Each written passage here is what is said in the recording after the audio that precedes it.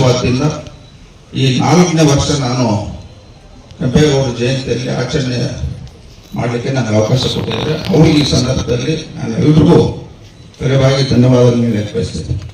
ಅದೇ ರೀತಿ ವಿದ್ಯಾರ್ಥಿಗಳು ಇವತ್ತು ಸುಮಾರು ಒಂದು 100ಕ್ಕಿಂತ ಹೆಚ್ಚು ವಿದ್ಯಾರ್ಥಿಗಳು ತಾವಿಲ್ಲಿ ಬಂದಿದ್ದೀರಿ. ಇಲ್ಲಿ SLC ಪಾಸ್ ಆಗಿರೋಂಥ ಮಕ್ಕಳು, ಸೆಕೆಂಡ್ PUC ಪಾಸ್ ಆಗಿರೋಂಥ ಮಕ್ಕಳು ತಾವು ಬಂದಿದ್ದೀರಿ. ಇವತ್ತು ನೀವು ಈ ಸಮಾಜದಲ್ಲಿ ಒಂದು ಉನ್ನತ ಸ್ಥಾನಕ್ಕೆ ಹೋಗ್ಬೇಕಾದ್ರೆ ನೀವು ಮಾಡಬೇಕಾಗಿರ್ತಕ್ಕಂಥ ಕೆಲಸ ಒಂದು ಮಾತೃದೇವೋಭವ, ಪಿತೃದೇವೋಭವ, ಗುರುದೇವೋಭವ.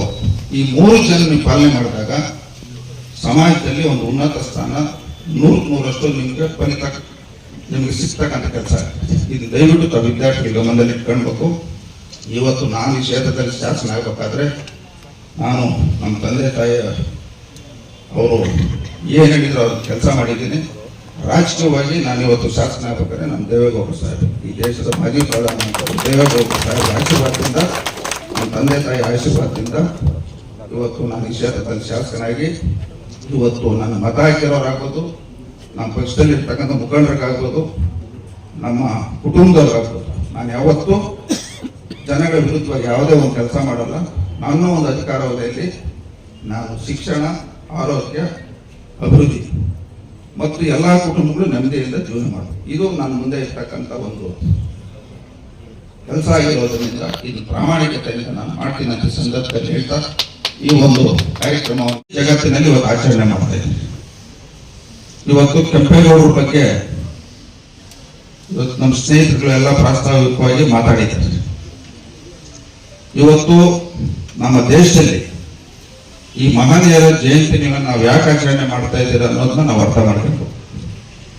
ಇವತ್ತು 12ನೇ ಶತಮಾನದಲ್ಲಿ ಬಸವಣ್ಣವರು, 16ನೇ ಶತಮಾನದಲ್ಲಿ ನಾಡಪ್ರಭು ಕೆಂಪೇಗೌಡರು ಮತ್ತು ವಾಲ್ಮೀಕಿ ಜಯಂತಿ, ಈ ರೀತಿ ಅಂಬೇಡ್ಕರ್ ಜಯಂತಿ, ಹಲವಾರು ಮಹನೀಯರ ಜಯಂತಿಗಳೇ ಮಾಡಲಿಕ್ಕೆ ಕಾರಣ ಅವರ ಒಂದು ಆಡಳಿತ ಅವಧಿಯಲ್ಲಿ ಎಲ್ಲ ಸಮುದಾಯಗಳ ಪರವಾಗಿ ಅವರು ಮಾಡಿರ್ತಕ್ಕಂಥ ಕೆಲಸ ಇವತ್ತು ಈ ಭೂಮಿ ಮೇಲೆ ಶಾಶ್ವತವಾಗಿ ಇರೋದ್ರಿಂದ ನಾವು ಈ ಮಹನೀಯರ ಜಯಂತಿಗಳನ್ನ ನಾವು ಆಚರಣೆ ಮಾಡ್ತೇವೆ.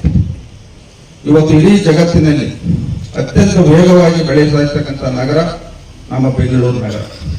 ಇವತ್ತು ನಾಡಪ್ರಭು ಕೆಂಪೇಗೌಡರು 1537ನೇ ಇಸ್ವಿಯಲ್ಲಿ ಬೆಂಗಳೂರು ಮಹಾನಗರಕ್ಕೆ ಶಂಕುಸ್ಥಾಪನೆ ಮಾಡಿದಂಥ ಮಹಾನುಭಾವರು.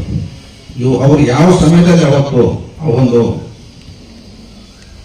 ನಗರವನ್ನು ಕಟ್ಟಬೇಕಂತ ಹೊರಟರು, ಆ ಸಂದರ್ಭದಲ್ಲಿ ಆಗಿರ್ತಕ್ಕಂಥ ಜನಗಳಿಗೆ ಅನುಗುಣವಾಗಿ ಇವತ್ತು ಮೂಲಭೂತ ಸೌಕರ್ಯಗಳು, ಕುಡಿಯುವ ನೀರಿರ್ಬೋದು, ಕೃಷಿ ಮಾಡೋಕ್ಕೆ ಕೆರೆಗಳಿರ್ಬೋದು, ಧಾರ್ಮಿಕ ಕಾರ್ಯಕ್ರಮಗಳು, ದೇವಾಲಯ ಕಟ್ಟಂಥದ್ದು ಮತ್ತು ಆರ್ಥಿಕವಾಗಿ ಜನ ಜೀವನ ಮಾಡಲಿಕ್ಕೆ ಹಲವಾರು ಪೇಟೆಗಳನ್ನು ಕಟ್ಟಂತ ಮಹಾನುಭಾವರು.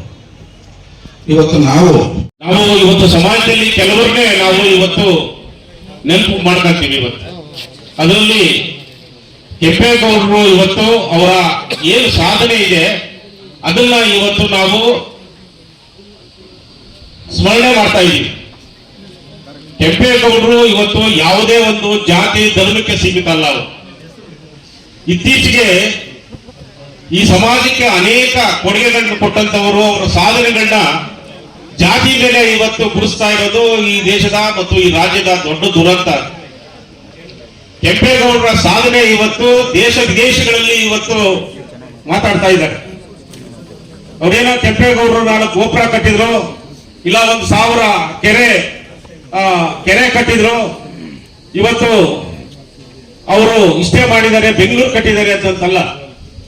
ನಾವೆಲ್ಲರೂ ಕೆಂಪೇಗೌಡರ ಅವರ 56 ವರ್ಷಗಳ ಒಂದು ಇತಿಹಾಸವನ್ನು ಇವತ್ತು ನಾವು ಸ್ಮರಣೆ ಮಾಡ್ಕೋಬೇಕಾಗಿದೆ. ಇವತ್ತು ಅವರ ಆಡಳಿತದ ವೈಖರಿ ಹೆಂಗಿತ್ತು, ಅವ್ರು ಯಾವ ರೀತಿ ಇವತ್ತು ಬೆಂಗಳೂರನ್ನ ಕಟ್ಟಲಿಕ್ಕೆ ಏನೇನು ಆದರ್ಶವಾಗಿ ಇಟ್ಕೊಂಡಿದ್ರು, ಅವರ ಆದರ್ಶದ ಜೊತೆಯಲ್ಲಿ ಇವತ್ತು ಕೃಷ್ಣದೇವರಾಯನ ಆಡಳಿತದ ಒಂದು ವೈಖರಿನ ಇಲ್ಲಿ ಹಾಕ್ಬೇಕು ಅಂತ ಅಂದ್ಬಿಟ್ಟು ದೂರದೃಷ್ಟಿ ಇದ್ದಂತಹ ಕೆಂಪೇಗೌಡರು ಅವ್ರನ್ನ ಇವತ್ತು ಬೆಂಗಳೂರಲ್ಲಿ ಅನೇಕ ಇವತ್ತು ಅಷ್ಟು ಬೃಹತ್ಕಾರವಾಗಿ ಬೆಂಗಳೂರು ಬೆಳಿಬೇಕಾದ್ರೆ ಅವರ ದೂರದೃಷ್ಟಿ ಬಹಳ ಮುಖ್ಯ. ಇವತ್ತು ಅವರು ಏನೇನು ಇವತ್ತು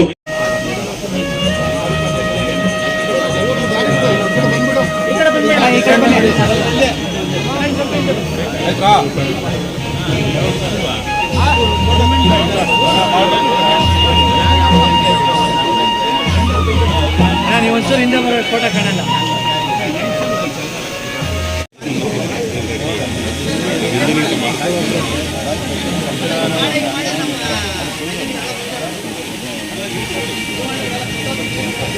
ಏನೇನು ಪ್ರಾಮುಖ್ಯವಾಗಿ ಬೇಕಾಗುತ್ತೆ, ಒಂದು ಕೆರೆ ಇರ್ಬೋದು, ಮಾರುಕಟ್ಟೆ ಆಗಿರ್ಬೋದು, ದೇವಾಲಯಗಳಾಗಿರ್ಬೋದು, ಒಂದು ನಗರ ಆಗಿ ಒಂದು ಹಳ್ಳಿಯಾಗಿ ಹೇಗೆ ಬೆಳವಣಿಗೆಗೆ ಮುಂಚಿತವಾಗಿ ಜನರಿಗಾಗ್ಲಿ ಏನ್ ಬೇಕು ಅಂತ ಅವರು ಒಂದು ಕನಸು ಕಟ್ಕೊಂಡು ಬಂದಿದ್ರು.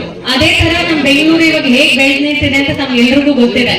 ಸೊ ಅದೇ ಎಲ್ರಿಗೂ ಎಲ್ಲ ಮಕ್ಕಳಿಗೂ ಅದೇ ಹೇಳ್ಕೊತೀನಿ, ಒಂದು ವಿಷನ್ ಅನ್ನೋದು ದೂರದೃಷ್ಟಿ ತುಂಬಾ ಇಂಪಾರ್ಟೆಂಟ್. ನಿಮ್ ಜೀವನದಲ್ಲೂ ಅಷ್ಟೇ, ನಾವ್ ಹಿಂಗ ಆಗ್ಬೇಕು, ನಾವ್ ಈ ತರ ಕಲಿಬೇಕು, ಈ ತರ ಮಾಡ್ಬೇಕು, ಈ ತರ ನಿರ್ಮಾಣ ಮಾಡ್ಬೇಕಂತ ಅನ್ಕೊಂಡ್ರೆ ಮಾತ್ರ ತಾವ್ ಮಾಡ್ಲಿಕ್ಕೆ ಸಾಧ್ಯ. ಅದೇ ತರ ನಾವು ಓದ್ಕೊಂಡು ಹಂಗೆ ಹೋಗ್ತೀವಿ ಅಂತ ಅನ್ಕೊಂಡ್ರೆ ತಾವೇನ್ ಅಚೀವ್ ಮಾಡ್ಬೇಕಂತ ಅನ್ಕೊಂತೀವಿ ಅದ್ರಲ್ಲಿ ಮೇ ಬಿ ಒಂದ್ ಹೆಜ್ಜೆ ಅಷ್ಟೇ ಮುಂದಕ್ಕೆ ಬಂದಿರ್ತೀವಿ. ಪ್ಲಾನ್ ಮಾಡ್ಕೊಂಡು ವಿಷನ್ ಇಟ್ಕೊಂಡು ಹೋದ್ರೆ ಎಲ್ಲರೂ ಮುಂದೆ ಬರ್ತೀರಾ ಜೀವನದಲ್ಲಿ ಅಂತ ಹೇಳಕ್ ಇಷ್ಟಪಡ್ತೀನಿ. ಮತ್ತೆ ಸ್ಟೂಡೆಂಟ್ಸ್ ಇಲ್ಲಿ ತುಂಬಾ ಇವತ್ತೊಂದು 100 ಮಕ್ಕಳಷ್ಟವರೆಗೆ ಪ್ರತಿಭಾ ಪುರಸ್ಕಾರ ಹೊಂದಿದೀವಿ. ಎಲ್ಲಾ ಫೀಲ್ಡ್ಸ್ ಅಲ್ಲೂ ಒಳ್ಳೆ ಮಾರ್ಕ್ಸ್ ತರಲಿ ಮಕ್ಳು ಇವತ್ತು ಬಂದಿದ್ದೀರಾ. ಸೊ ತಮ್ಗೆಲ್ಲರಿಗೂ ಇದೇ ಮೊದಲನೇ ಹೆಜ್ಜೆ ಆಗಿ ತಮ್ಮ ಜೀವನದಲ್ಲಿ ಇನ್ನ ಮುಂದೆ ಬಂದು ತಾವೆಲ್ಲರೂ ನೆಕ್ಸ್ಟ್ ಟೈಮ್ ಈ ವೇದಿಕೆ ಮೇಲೆ ಎಲ್ಲರೂ ಬಂದು ಕೂತು ತಾವು ಭಾಷಣ ಮಾಡ್ಬೇಕಂತ ಹೇಳಕ್ ಇಷ್ಟಪಡ್ತೀನಿ. ಥ್ಯಾಂಕ್ ಯು ಎಲ್ರಿಗೂ. ವೇದಿಕೆ ಕಾರ್ಯಕ್ರಮ ಅಂತಿಮ ದಯವಿಟ್ಟು ಎಲ್ಲರೂ ಕುತ್ಕೊಬೇಕು. ಈಗ ಶಾಸ್ತ್ರನಿಗೆ ಅಪ್ಪಣೆ ಲಕ್ಷ್ಮಣ ಕಾರ್ಯಕ್ರಮ ಪ್ರತಿಭಾ ಪುರಸ್ಕಾರ ಕಾರ್ಯಕ್ರಮ ನಡೆಸಬೇಕು.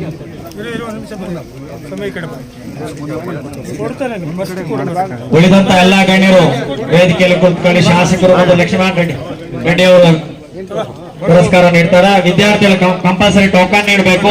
ಅಲ್ಲಿರುವಂತ ನಮ್ಮ ಮುಖಂಡರು ಯಾರಿದ್ದಾರೆ, ಶಿಕ್ಷಕ ಮುಖಂಡರು ಅಥವಾ ಅಧಿಕಾರಿ ವರ್ಗದವರು ಟೋಕನ್ ಪಡ್ಕೋಬೇಕಂತ ಮನವಿಯನ್ನ ಮಾಡ್ತಾ ಇದ್ವಿ.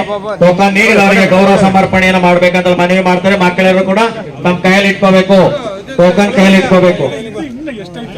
ಗೌರವ ಸಮರ್ಪಣೆ ವಿದ್ಯಾರ್ಥಿಗಳಿಗೆ ಅಕ್ಷರದ ಹಾದಿಯಲ್ಲಿ ಹರಳಿದ ಹೂವು, ಪರಿಶ್ರಮದ ಫಲವಿದು, ಬಂಗಾರದ ನೋವು, ಎಲ್ಲರ ಮೆಚ್ಚುಗೆಗೆ ಪಾತ್ರ.